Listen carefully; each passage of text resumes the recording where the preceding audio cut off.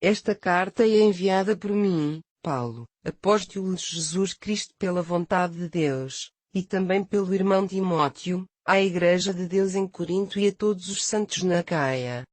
Que a Deus, nosso Pai, e o Senhor Jesus Cristo vos deem a sua graça e a sua paz. Louvado seja o nosso Deus, o Pai de nosso Senhor Jesus Cristo, a fonte de toda a misericórdia e consolo. É Ele quem nos consola nas nossas tribulações, e isto para que também possamos ajudar outros que estejam aflitos, com a mesma ajuda e conforto que Deus nos concedeu. Podem ter a certeza de que quanto mais sofrermos por causa de Cristo, tanto mais Ele mostrará o seu consolo para conosco através de Cristo. Tem sido através de tribulações que vos temos levado o consolo e a salvação de Deus. Mas no meio dessas provações Deus nos consolou, o que reverteu em vosso benefício, pois podemos mostrar-vos pela nossa experiência pessoal a maneira como Deus ajuda todos os que passam pelos mesmos sofrimentos. Ele vos dará, pois, a força para suportá-los igualmente. Penso que é justo, queridos irmãos, que estejam ao corrente de todas as lutas que temos atravessado na província da Ásia. Fomos extremamente maltratados, receámos mesmo não conseguir sobreviver. Era como se nos sentíssemos já condenados a morrer, dando-nos bem conta da pouca confiança que mereciam as nossas próprias forças. E isso levou-nos a pôr tudo nas mãos de Deus, o único que pode ressuscitar os mortos. E com efeito Ele livrou-nos de morte terrível, e esperamos que assim nos livrará no futuro. Mas vocês também podem ajudar-nos com as vossas orações. E muitos louvores sejam dados a Deus, em resultado das respostas às muitas orações pela nossa segurança. Estamos muito satisfeitos porque a nossa consciência nos é testemunha de que temos sido puros e sinceros, dependendo em absoluto da graça do Senhor para nos ajudar, e não das nossas capacidades. E isso é verdade especialmente em relação a vocês. Nas minhas cartas tenho sido direto, não há nada escrito nas entrelinhas e nada que não possam entender. Tenho esperança de que um dia hão de compreender-nos perfeitamente, apesar de agora ainda não acontecer. Então, no dia em que o Senhor Jesus voltar, terão orgulho de nós da mesma maneira que nós teremos orgulho de vocês. Foi confiando na vossa compreensão que cheguei a fazer planos para ir visitar-vos na minha viagem para a Macedónia, assim como também no meu regresso, para que dessa forma tivessem uma bênção duplicada, e depois com a vossa ajuda preparasse a minha deslocação à Judeia. Então por que mudei de ideias? Poderão perguntar. Terá sido por leviandade ou porque agi com um espírito mundano, dizendo sim, estando a pensar que era não? De forma alguma. Tão certo como Deus ser verdadeiro, quando digo sim, quero mesmo dizer sim.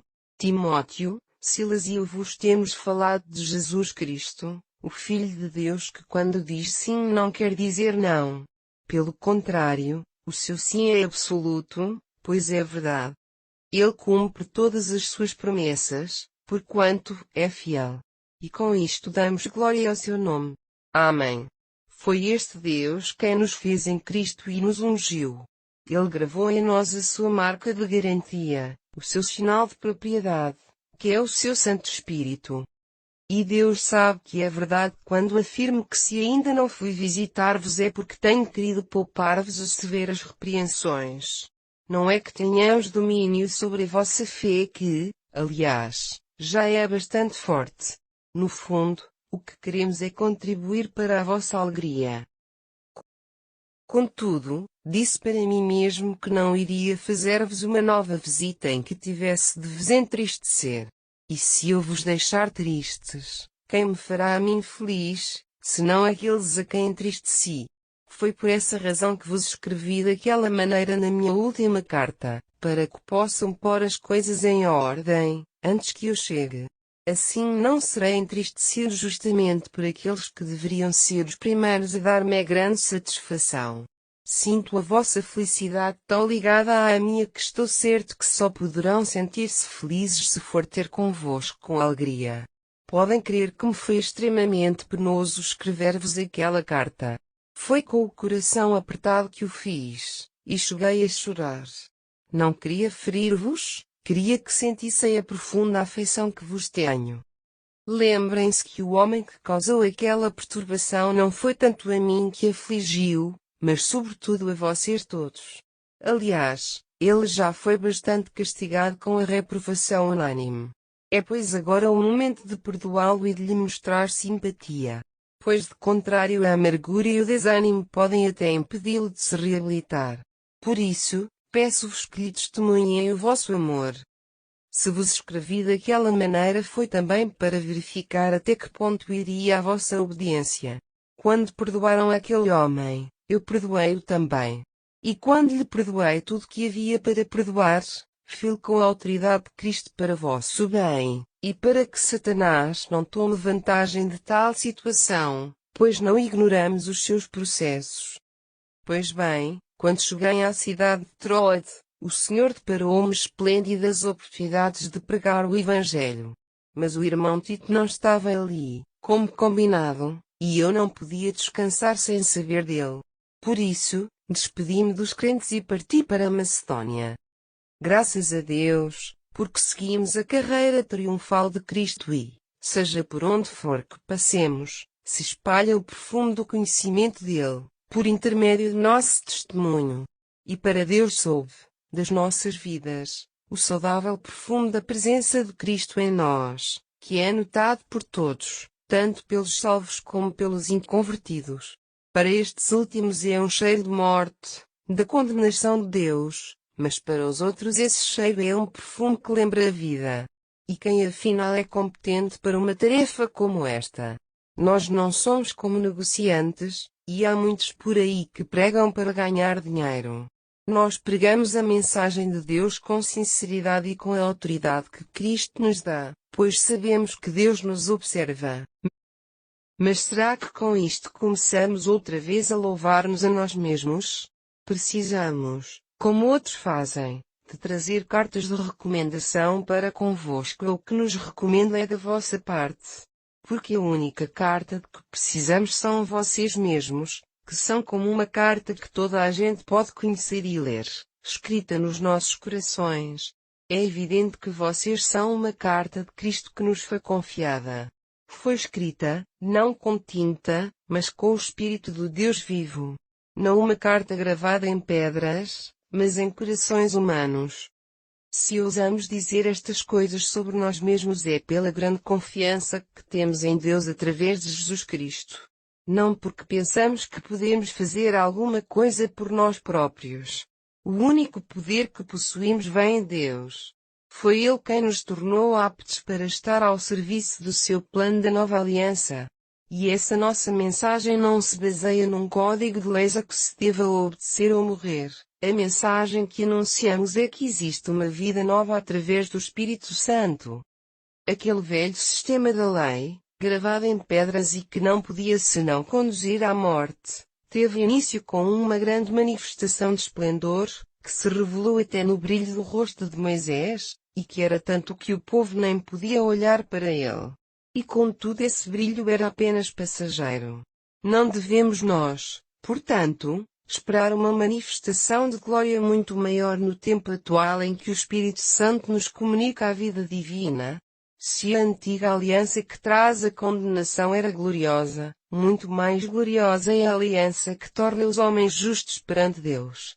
Com efeito, aquela primeira glória, que se manifestou no brilho do rosto de Moisés, não é nada em comparação com a deslumbrante glória do novo plano de Deus. E se o velho sistema, que se tornou inútil, porque fora destinado a ser transitório, estava cheio de glória celestial, a glória da nova ordem divina para a nossa salvação é certamente muito maior, porque essa sim é eterna. E já que sabemos que esta nova glória nunca acabará, é com muito mais ousadia que pregamos. Não somos como Moisés que colocou um véu sobre a sua face, porque os israelitas não podiam suportar o brilho daquela glória, que era afinal transitória. E não era só a face de Moisés que estava encoberta, mas as próprias mentes do povo estavam como que vendadas e obscurecidas. E ainda hoje a mente dos judeus está encoberta por um véu, pois não podem compreender o sentido real das escrituras da antiga aliança que lhes são lidas. Esse véu só lhes é tirado ao crerem em Cristo. É verdade que ainda hoje, quando leem os escritos de Moisés, os seus corações permanecem obscurecidos. Mas no momento em que se voltarem para o Senhor, então esse véu sobre os seus corações cairá. O Senhor é o Espírito, e onde Ele estiver reina a liberdade. E nós cristãos, sem véu de espécie alguma sobre os nossos rostos, somos como espelhos que refletem a glória de Deus. E vamos nos tornando cada vez mais semelhantes à imagem do Senhor, a qual refletimos também cada vez mais fielmente. Foi Deus mesmo quem, na sua misericórdia, nos deu a missão de anunciar as boas novas e é por isso que nunca desanimamos. Rejeitamos tudo o que seja processos dissimulados e vergonhosos. Também não tentamos alterar o sentido da palavra de Deus. Antes expomos toda a verdade, na presença de Deus, de tal forma que ninguém de consciência honesta poderá ter alguma coisa a dizer de nós. Se o evangelho que pregamos é ainda coisa velada e obscura, certamente que o é para os que se encontram no caminho da perdição, pois que o recusam. Satanás, que é o Deus deste mundo, foi quem os cegou, quem os tornou incapazes de verem a luz gloriosa das boas novas e de compreender a maravilhosa mensagem da glória de Cristo, que é a imagem de Deus. Porque não andamos a fazer propaganda de nós próprios, antes anunciamos Cristo Jesus como Senhor. Nós somos vossos servos por amor de Jesus. Porque Deus, que mandou a luz resplandecer nas trevas, foi quem iluminou os nossos corações, a fim de conhecermos a glória divina que resplandece na face de Jesus Cristo. E este precioso tesouro está contido como que num recipiente de barro, ou seja, os nossos corpos fracos. E assim toda a gente pode ver que esse maravilhoso poder é mesmo de Deus, não vem de nós. Somos atribulados de toda a maneira, mas não definitivamente esmagados, perplexos mas não desanimados. Somos perseguidos, mas não desamparados por Deus. Somos derrubados, mas levantamo-nos e prosseguimos. Tal como o Senhor Jesus, o nosso corpo enfrenta constantemente a morte, a fim de que a vida de Jesus se manifeste também nos nossos corpos. Sim, vivemos em constante perigo de vida por servirmos o Senhor, mas isso dá-nos constantes oportunidades da vida de Jesus Cristo se manifestar nos nossos corpos mortais. É certo que enfrentamos a morte, mas daí resulta que a vida eterna vos é oferecida. Estamos animados do mesmo espírito de fé que o salmista, que dizia: acreditei e por isso falei. Nós também cremos, por isso falamos. Sabemos que o mesmo Deus que ressuscitou o Senhor Jesus nos conduzirá também à vida junto de Jesus, e nos fará comparecer convosco na sua presença. Assim, tudo aquilo por que passamos contribui para o vosso bem. E quantos forem ganhos pela graça de Cristo, tantos mais serão aqueles que lhe darão graças pela sua bondade, e tanto mais será Deus glorificado. Por isso, nunca desanimamos. E ainda que o nosso corpo fisicamente envelheça, interiormente, contudo, renova-se com novas forças, dia após dia. Estas tribulações por que passamos, afinal relativamente leves e passageiras, resultam numa abundância de glória de Deus, agora e aqui, e para toda a eternidade. E assim não nos prendemos com as coisas do tempo em que vivemos, mas procuramos fixar-nos naquelas que ainda não vemos. Porque as coisas desta vida passarão um dia, mas as realidades de Deus permanecem eternamente. Sabemos bem que quando o nosso corpo, que é como que uma tenda onde vivemos, se desfizer, teremos no céu uma nova habitação e um corpo eterno, habitação essa preparada por Deus e não por homens. E é por isso que esperamos com ansiedade pelo dia em que seremos revestidos de corpos celestiais. Porque não seremos apenas espírito sem corpo. Com efeito, enquanto vivemos neste corpo terreno sentimos-nos oprimidos e carregados. Até gostaríamos de, sem ter que despir este revestimento atual que é o nosso corpo, passar a viver na nova habitação, de forma que o que é mortal fosse como que absorvido pela vida eterna. Foi Deus quem nos preparou um tal destino, dando-nos como garantia o seu Espírito Santo. E assim estamos sempre de bom ânimo, embora sabendo que o tempo que passamos neste corpo material é tempo que deixamos de passar com o Senhor no céu. Estes sentimentos são o resultado de vivermos pela fé e não daquilo que vemos à nossa volta. E é com confiança que desejamos deixar este corpo e com satisfação enfrentamos a expectativa de habitar, enfim, com o Senhor. Por isso, o nosso alvo é agradar-lhe sempre, quer vivamos aqui neste corpo, quer tenhamos que o deixar para estar com Deus no céu. Pois todos devemos comparecer diante do tribunal de Cristo, e aí cada um receberá segundo o que tiver feito de bem ou mal, enquanto viveu no corpo. Conscientes assim do temor solene que é devido ao Senhor, procuramos persuadir as pessoas. E Deus bem conhece os nossos corações. Vocês também sabem qual a pureza das nossas intenções.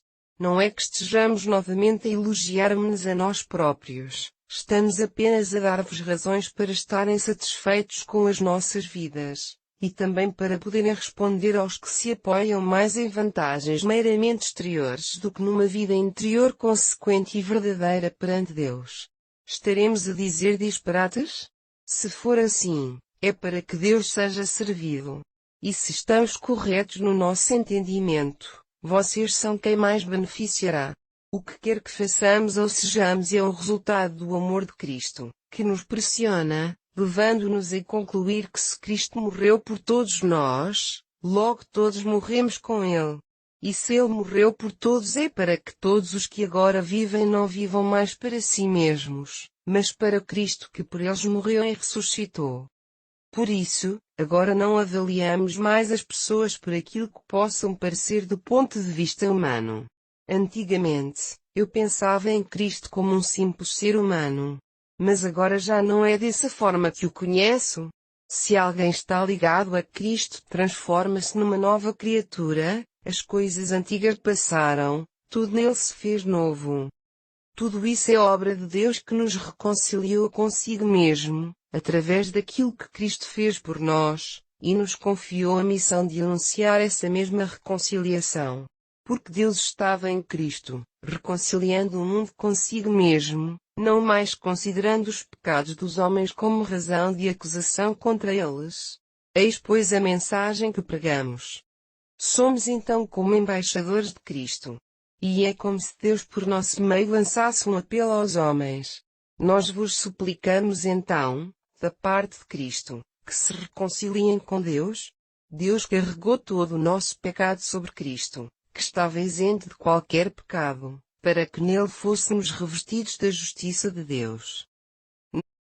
Nós, cooperando portanto com Deus, vos exortamos a que não deixem que a sua graça vos seja anunciada em vão. Porque ele diz pela boca do profeta Isaías: Ouvi-te, em tempo oportuno, e socorri-te no dia da salvação. Pois agora é esse tempo oportuno, é agora o dia da salvação. Assim sendo, procuramos viver de maneira que nunca ninguém se sinta chocado por causa da nossa conduta, de forma que a nossa atividade para Deus nunca venha a ser censurada. De facto, em tudo o que fazemos procuramos mostrar que somos servos de Deus, suportando tudo com muita paciência, as aflições, as necessidades, os sofrimentos. Fomos já açoitados, postos na prisão, enfrentamos multidões furiosas, sabemos o que é o trabalho exortante, noites sem dormir, fome. Demonstramos integridade nas nossas vidas. Mostramos conhecimento e demos provas de paciência. Temos sido bondosos, com uma afeição verdadeira inspirada pelo Espírito Santo. Proclamamos a palavra da verdade e o poder de Deus se tem manifestado. Temos combatido com as armas ofensivas e defensivas da justiça. Permanecemos leais ao Senhor, quer os outros nos honrem ou nos desprezem, quer nos censurem ou nos elogiem. Somos verdadeiros, embora nos tratem como impostores. O mundo ignora-nos, mas Deus conhece-nos. Dizem que não poderemos continuar a viver por muito tempo, e eis que continuamos vivendo. É verdade que temos sido bastante maltratados, mas não morremos. Temos sido entristecidos, mas nunca perdemos a alegria do Senhor. Somos pobres, mas enriquecemos os outros espiritualmente. Nada nos pertence, mas temos tudo. Ó queridos coríntios, falamos agora convosco com toda a franqueza, abrimos o nosso coração. E se, da vossa parte, os vossos sentimentos não correspondem aos nossos, será certamente por culpa vossa. Falo-vos como a verdadeiros filhos, abram-nos igualmente os corações. Não se associem com os descrentes. Com efeito, como seria possível conciliar a justiça com a iniquidade? O que haverá de comum entre a luz e as trevas? Que harmonia poderia haver entre Cristo e o diabo? Que parte têm em comum um crente e um descrente? Que aliança poderia estabelecer-se entre o templo de Deus e os ídolos? Porque vocês são o templo do Deus vivo. Tal como Deus disse: neles habitarei e andarei no meio deles. Eu serei o seu Deus e eles serão o meu povo. E foi por isso que também o Senhor lhes disse: saiam do meio deles. Afastem-se. Não tenham contactos com aquilo que eu repudio. E eu vos receberei. Serei para vocês um pai. E vocês serão para mim filhos e filhas. Disse o Senhor Todo-Poderoso. Pois que temos tais promessas, meus queridos amigos, purifiquemo-nos de tudo o que é moralmente imundo e errado, tanto no domínio do nosso corpo como do nosso espírito, e procuremos aperfeiçoar-nos e santificar-nos, vivendo no temor de Deus. Mais uma vez vos pedimos, façam lugar para nós no vosso coração.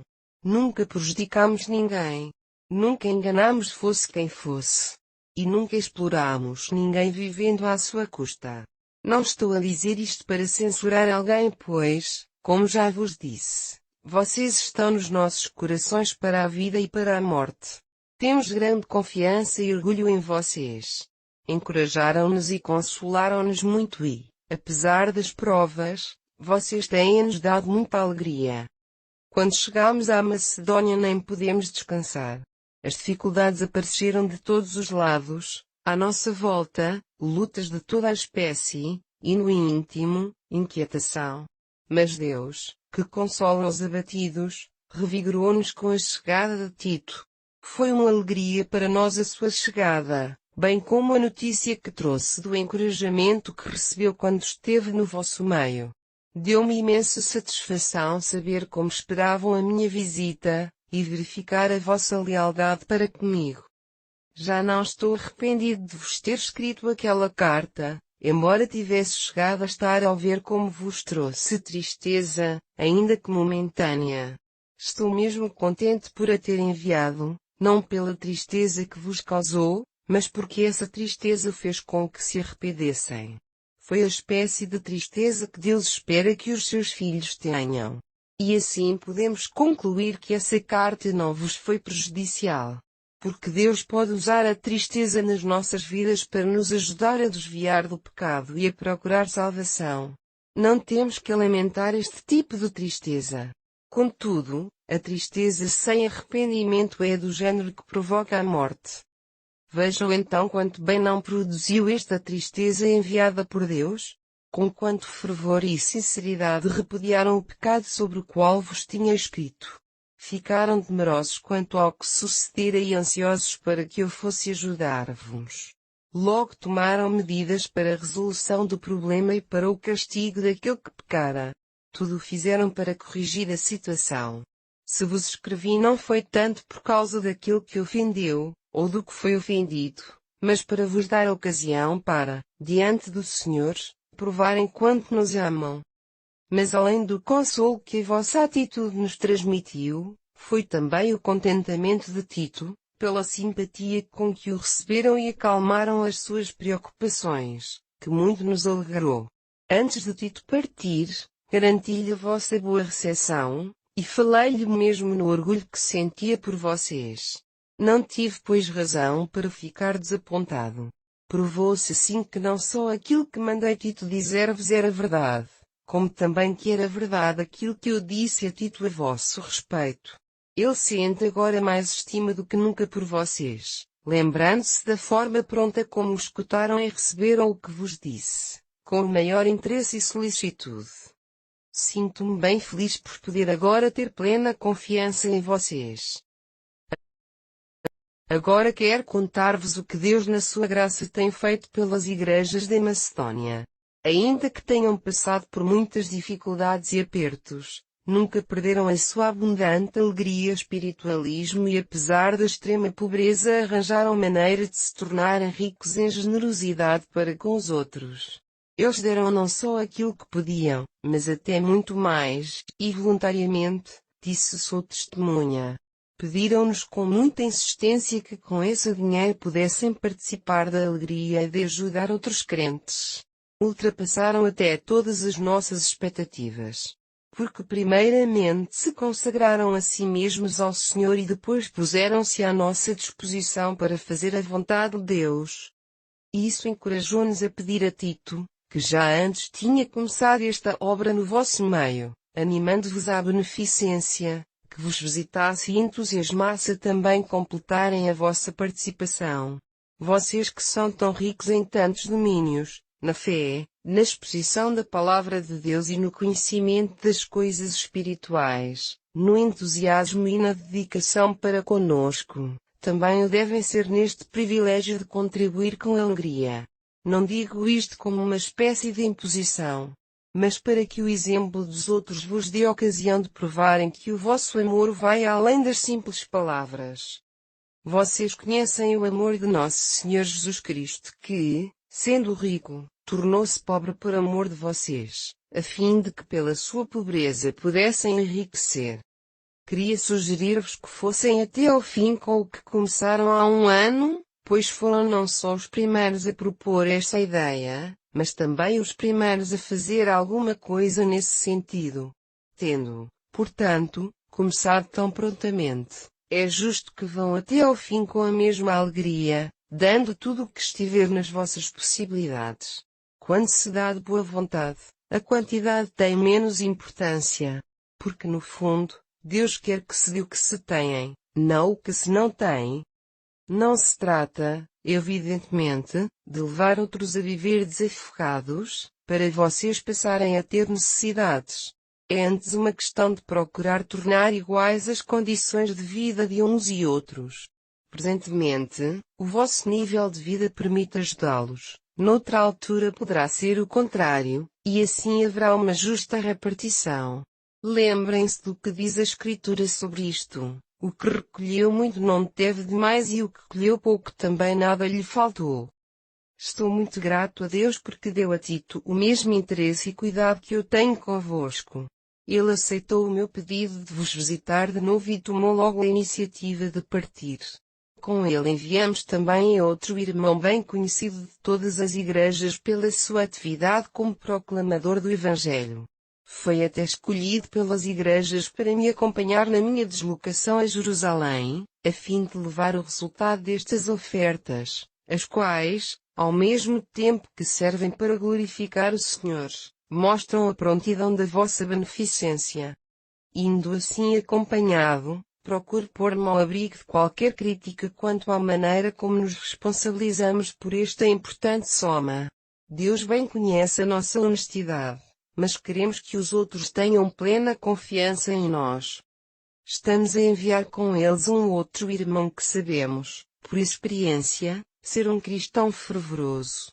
Desde que teve conhecimento da vossa prontidão em ajudar materialmente os cristãos, é com particular interesse que se prepara para essa viagem. Portanto vão os três, Tito, como meu colaborador e companheiro, e os outros dois irmãos como apóstolos das igrejas daqui, como homens que honram o Senhor.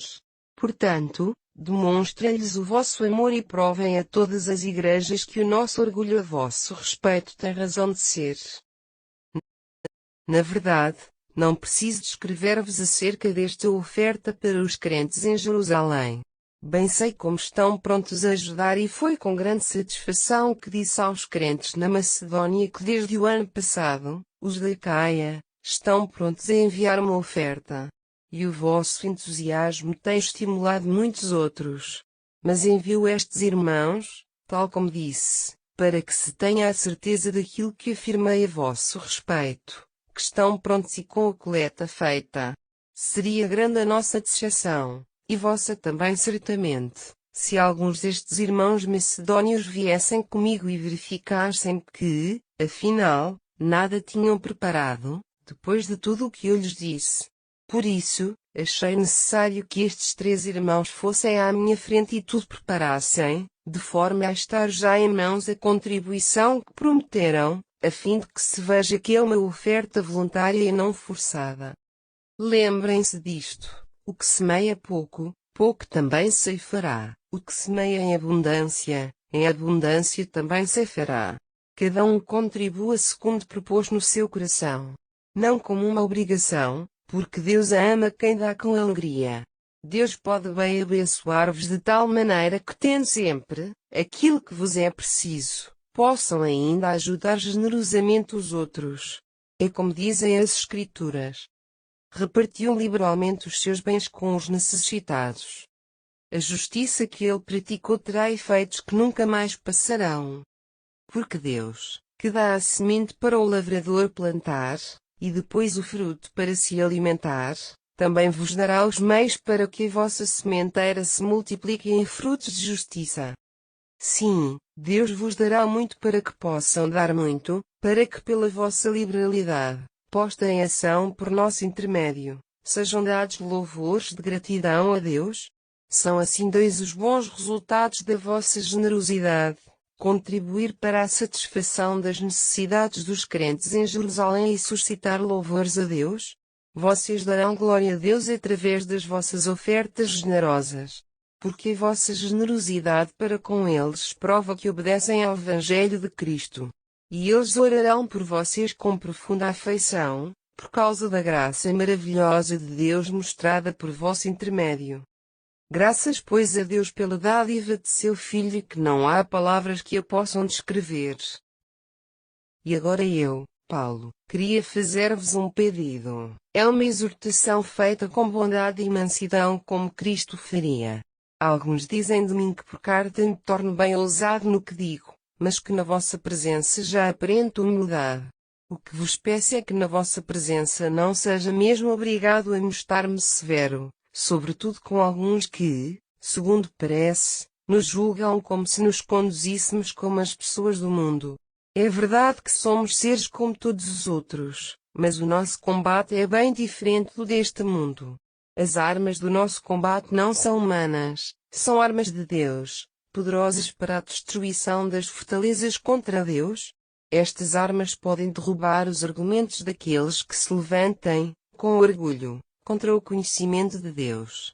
Estas armas espirituais são capazes de levar o entendimento à obediência voluntária a Cristo. E estamos prontos a usá-las eficazmente contra todos os que são rebeldes a Cristo, mas só depois de vocês mesmos terem decidido obedecer plenamente. Não devem formar juízos baseados apenas na aparência das coisas. Se alguém pode reivindicar para si a autoridade de Cristo, eu serei um desses.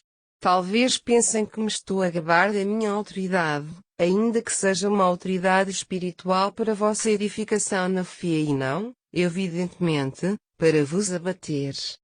Contudo, não quero que pensem que as minhas cartas servem apenas para vos intimidar e mais nada. Há até quem diga que as minhas cartas parecem severas e enérgicas, mas que à vista sou de fraca aparência física e fraco orador. Mas quem diz isso tome nota de que somos tão rigorosos em ação, na vossa presença, como somos por carta. Certamente que não nos vamos comparar com alguns outros que se classificam em função da própria propaganda que fazem de si mesmos. Essas pessoas medem-se pelos seus próprios conceitos e não dão provas de sensatez.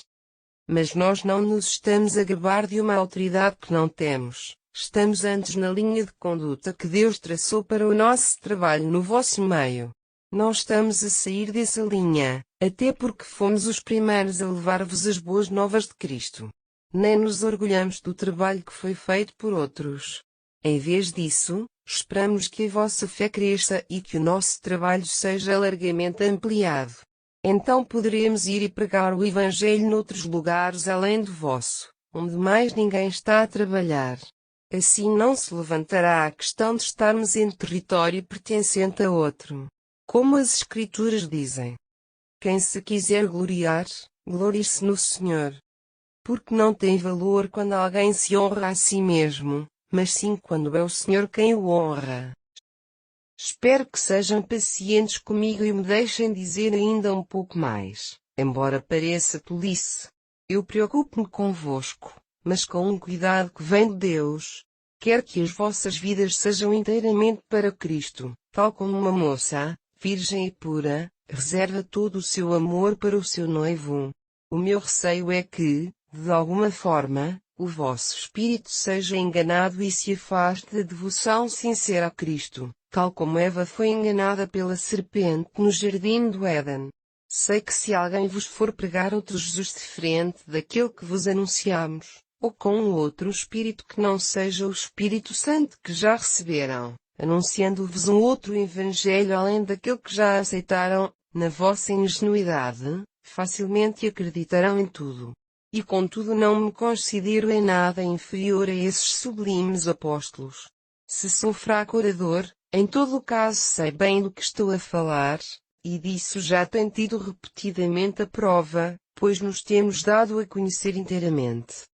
Terei errado desvalorizando aos vossos olhos o nosso serviço, pelo facto de vos ter anunciado o Evangelho sem nada ter recebido da vossa parte, pensando contribuir para a vossa edificação no caminho de Deus? E o facto é que empobreci, por assim dizer, outras igrejas, recebendo delas aquilo de que precisava regularmente para o meu sustento enquanto aí estava, a fim de me não tornar pesada a ninguém. Quando comecei a padecer certas necessidades, mesmo assim nada vos pedi, pois os irmãos da Macedônia levaram-me outra oferta. E desta forma nunca vos sobrecarreguei. E farei que seja assim também no futuro. Tão certo como Cristo habitar em mim, hei de continuar a fazer de forma a não perder este mérito na minha obra junto de todas as igrejas da Acaia. E isto porquê? Porque não vos amo. Deus bem sabe o quanto vos amo. Mas procurarei sempre agir assim para evitar que outros, inchados no seu orgulho, finjam que estão a trabalhar da mesma forma que a nós. Tais homens não são enviados de Deus, são gente desonesta que vos engana, fazendo-se passar por apóstolos de Cristo. E nada me admiro, visto que o próprio Satanás se pode transformar em anjo de luz. Portanto, não me surpreende que os seus servidores possam fazer o mesmo, parecendo que são ministros de Deus. Mas no fim receberão o castigo que merecem as suas más obras.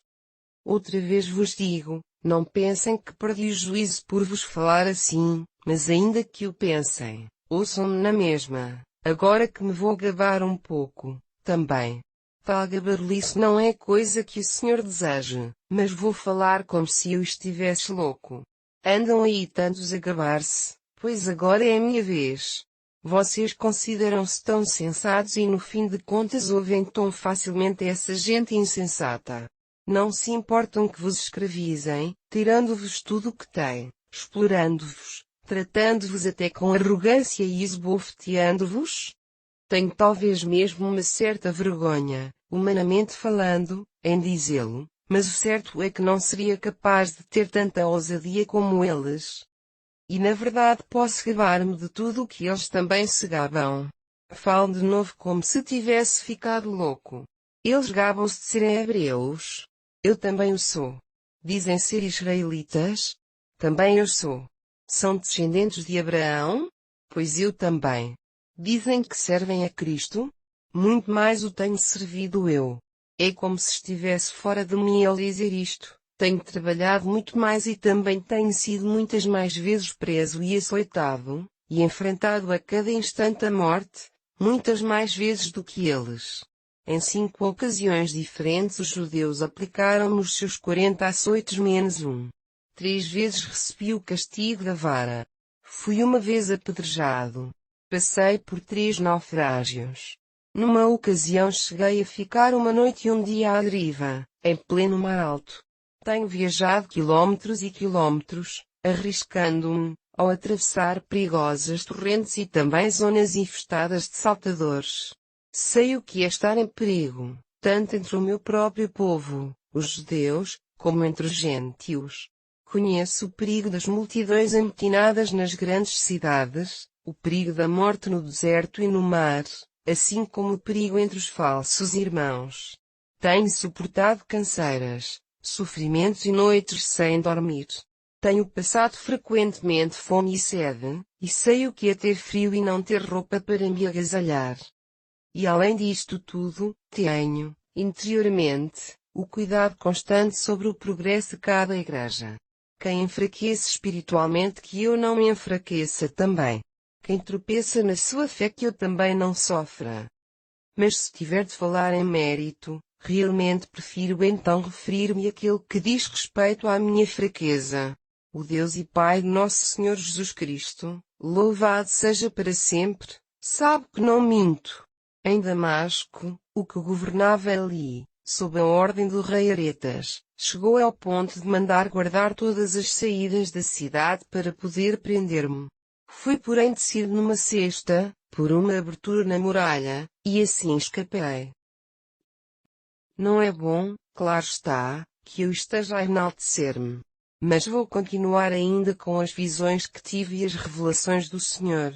Conheço um homem que há 14 anos foi levado ao terceiro céu. Eu mesmo não sei se o meu próprio corpo também lá esteve ou se foi apenas o meu espírito. Deus o sabe. Mas de qualquer maneira estive no paraíso e ouvi coisas que ultrapassam as capacidades humanas de descrevê-las, e até nem é lícito fazê-lo. Uma tal experiência é certamente assinalável. E nem é disso que me gabo, mas antes da minha própria fraqueza. Não me faltariam pois razões para me enaltecer, mas não quero que ninguém pense de mim mais do que aquilo que pode ver através da minha vida e da minha mensagem. E para que estas excepcionais revelações não me exaltassem, foi-me dado um espinho na carne, um mensageiro de Satanás para me atormentar, a fim de que não caia no orgulho. Por 3 vezes implorei ao Senhor que me livrasse. De cada vez ele me disse, a minha graça te basta. É na fraqueza que o meu poder melhor se revela. E assim sinto-me feliz nas fraquezas, para que o poder de Cristo possa trabalhar através de mim. Tenho pois alegria nas fraquezas, nos insultos, nas privações, nas perseguições, nas dificuldades, pois que as suporto por amor de Cristo. Porque, quando estou fraco, é então que sou forte. Fui insensato em vos ter falado de tudo isto, mas foram vocês que me levaram a fazê-lo. Porque vocês é que deviam mostrar a vossa apreciação por mim. Em coisa alguma fui inferior a esses tais grandes pseudo-apóstolos, ainda que por mim mesmo nada seja. Quando aí estive no vosso meio, realizei os sinais próprios de um apóstolo, enviado por Deus mesmo, constantemente puderam verificá-lo através de milagres, sinais e obras poderosas. A única coisa que realmente não fiz no vosso meio, e que faço nas outras igrejas, foi ser-vos materialmente pesado em coisa alguma. Perdoem, se considerarem isso uma ofensa. E agora é a 3ª vez que vou visitar-vos e de novo sem vos ser pesado, porque não são os bens materiais que procuro em vocês, meus filhos, é o bem para as vossas vidas. Normalmente não são os filhos que ganham para os pais, são os pais quem ajuntam para os filhos. E eu sinto-me feliz em me dar totalmente a mim mesmo, e tudo quanto tenho, para o vosso bem espiritual, embora pareça que quanto mais vos amo, menos vocês me amam. Alguns pensam que em nada vos foi pesado, mas que, de alguma maneira, com astúcia, algum proveito material devo ter tirado disso. Mas como? Tive eu algum benefício material por intermédio das pessoas que vos enviei? Quando pedi a Tito que vos visitasse, acompanhado de outro irmão, tiraram eles também para si algum proveito? Naturalmente que não. Porque eles e eu agimos no mesmo espírito, fazendo as coisas do mesmo modo. Não são desculpas que estamos a apresentar. Diante de Deus vos garanto que foi para vos edificar em Cristo que vos escrevi estas coisas. Pois receio que, quando for de novo visitar-vos, me venha a desgostar de vosso estado espiritual e que a minha forma de atuar, em consequência, se torne desagradável aos vossos olhos. Tenho medo de vos encontrar em desavenças, invejas, zangas, disputas, ofendendo-se uns aos outros, perdendo energias com mexericos, reivindicações e discussões. Sim, é isso que eu queria evitar. Que Deus me humilhe no vosso meio e me entristeça profundamente por esses que têm pecado, sem se terem ainda arrependido da impureza, do vício e da imoralidade sexual que praticaram. Esta é, pois, a terceira vez que vou visitar-vos. Irei acompanhado, porque as Escrituras dizem que toda a acusação deve ser confirmada por 2 ou 3 testemunhas. Já antes tinha avisado aqueles que tinham pecado, quando aí estive pela última vez. E agora aviso-os de novo, assim como a todos os outros, tal como fiz nessa ocasião, de que agora irei pronto a castigar com severidade. Dar-vos-ei todas as provas que desejarem de que Cristo fala por meu intermédio.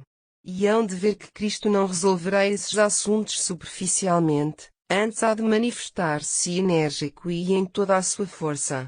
Porque ainda que tenha morrido crucificado e o seu corpo tivesse sido enfraquecido, contudo agora vive, pelo poder de Deus.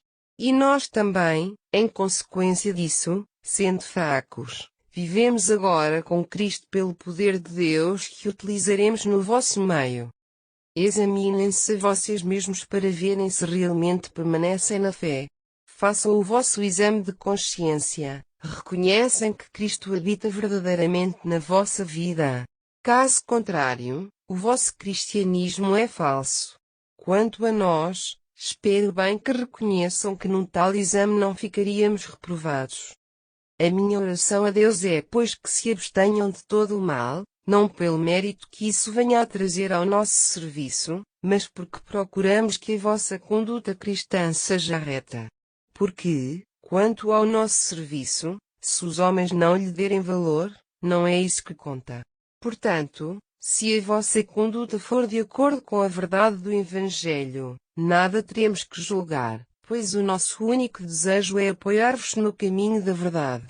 Se dermos a impressão de fraqueza, até ficaremos contentes, se isso representar o vosso fortalecimento.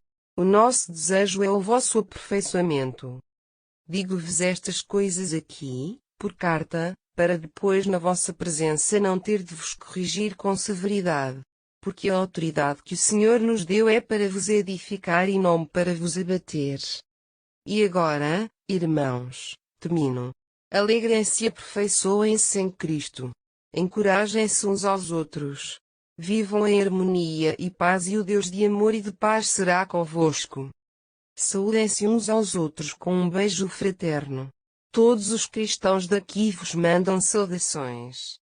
Que a graça do Senhor Jesus Cristo e o amor de Deus seja convosco. E que o Espírito Santo comunique com o vosso íntimo.